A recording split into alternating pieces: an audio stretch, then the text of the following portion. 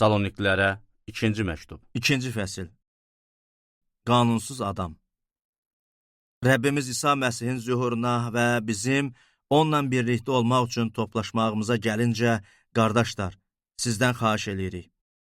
Qoy Rəbbin günü çatmışdı deyə iddia eləyən hər hansı bir ruh, bir söz yaxud güya bizdən gələn bir məktub sizi tez ağıldan çıxarıb təlaşa salmasın. Heç kim sizi heç bir şəkildə aldatmasın. Çünki əvvəl üsyan qaldırılaraq həlak edilməli qanunsuz adam meydana çıxmayınca o gün gəlməyəcək. Bu adam Allah adlanan yaxud səcdə edilən hər şeyə qarşı çıxaraq özünü hamıdan üstün tutacaq. Belə ki, Allahın məbədində əyləşib özünün Allah olduğunu elan eləyəcək. Hələ yanınızda olarkən bunları sizə söylədiyim yadınızda deyilmi?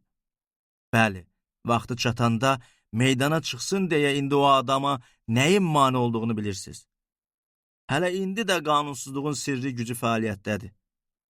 Ancaq hələlik həmin gücə mane olan şəxs aradan qalxana dək belə olacaq. Sonra həmin qanunsuz adam meydana çıxacaq və Rəbb İsa onu ağzından çıxan nəfəsi ilə öldürəcək. Öz zühurunun əzəməti ilə məhv eləyəcək.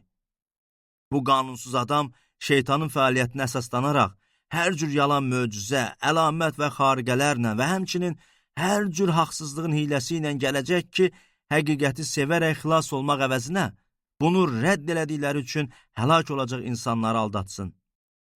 Buna görə Allah onların üzərinə aldadıcı bir qüvvə göndərir ki, yalana inansınlar.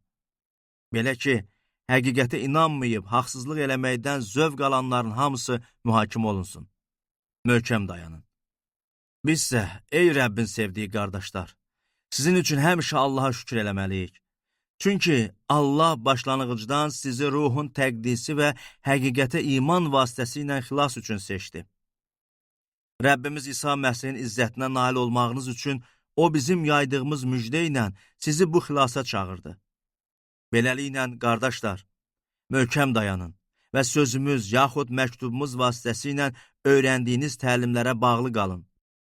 Rəbbimiz İsa Məsihin özü və bizi sevib lütfü ilə əbədi cəsarət və xeyirli ümid verən atamız Allah sizi ürəkləndirsin.